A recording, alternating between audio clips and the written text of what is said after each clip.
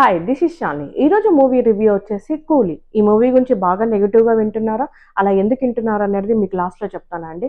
And ఈ movie plot వచ్చేసి revenge drama.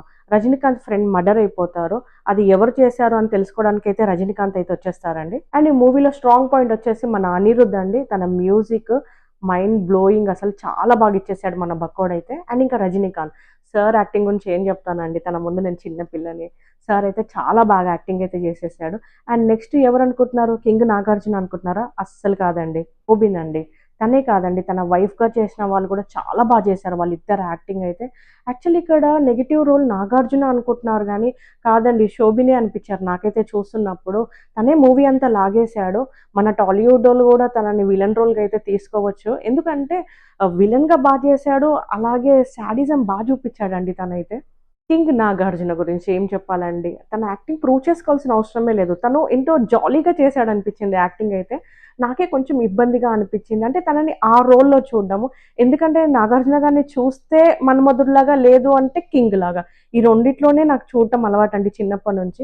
కానీ ఈ మధ్య కాలంలో తను ఇలాంటి రోల్స్ కూడా చేస్తున్నందుకు బావుంది. చూడ్డానికే బావుంది గానీ, ఒకటే ఒకటి నాకు డిసప్పాయింటింగ్ ఏముందంటే లాస్ట్‌లో చనిపోతున్నారండి తను. అంటే మొన్న గూడా 'కుబేర్‌లో' చనిపోయారు.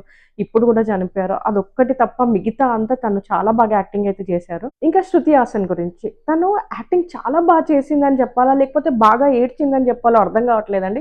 నేనైతే బాగా ఏడ్చిందనే చెప్తాను. ఎందుకంటే ఈ మధ్య కాలంలో తనకు మూవీస్ లేకపోవడం వల్లనో ఏమో ఏడుపు తన్నుకుంటూ వచ్చినట్టుంది. చాలా నేచురల్‌గా చేసిందండి తను ఏడవడంలో అయితే. ఇంకా 'ఉపేంద్ర' తన ఎంట్రీ బాగుందా? బాగాలేదా? అన్న కన్‌ఫ్యూజన్‌లో ఉన్నానండి. ఏం చెప్పాలో నాకైతే తెలియట్లేదు. ఏదో మెరుపు తీగలాగా వచ్చి ఎళ్ళిపోయారు. అంటే లాస్ట్‌లో ఎవరినో పెట్టాలి కదా అన్నట్టుగా ఉపేంద్రనైతే పెట్టేశారు. అండ్ ఇంకా 'అమీర్ ఖాన్'. 'Aamir Khan' entry wow! బావుందిరా అనుకునే లోపు తనని కామెడీ యాక్టర్‌ని చేసేసారండి. మూవీ అయితే స్లోగానే ఉంటుంది. కానీ ఇంటర్వెల్ సీన్ అయితే చాలా బావుంది. ఈ మూవీ థియేటర్‌లో చూడాలా అంటే మాత్రం డెఫినెట్‌గా చూడమనే చెప్తాను. మీలో రజనీకాంత్ ఫ్యాన్స్ ఉన్నా గూడా. 'జైలర్' మూవీ ఒకవేళ మీకు నచ్చితే కనుక మీరు డెఫినెట్‌గా థియేటర్‌లోకెళ్ళి మూవీ అయితే చూడండి. ఎందుకంటే ప్రీవియస్ మూవీస్ రజనీకాంత్‌వి 'పెద్దన్న' చూసుకున్నా, ఇంకా మిగతా ఏ మూవీస్ చూసుకున్నా వాటికన్నా ఈ మూవీ చాలా బెటరే అని.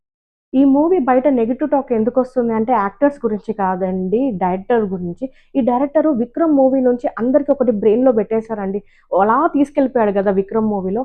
సో, అదే ఎక్స్‌పెక్ట్ చేశారండి ఈ మూవీలో. ఆ ఎక్స్‌పెక్టేషన్స్‌కి డైరెక్టర్ అయితే రీచ్ అవ్వలేదు.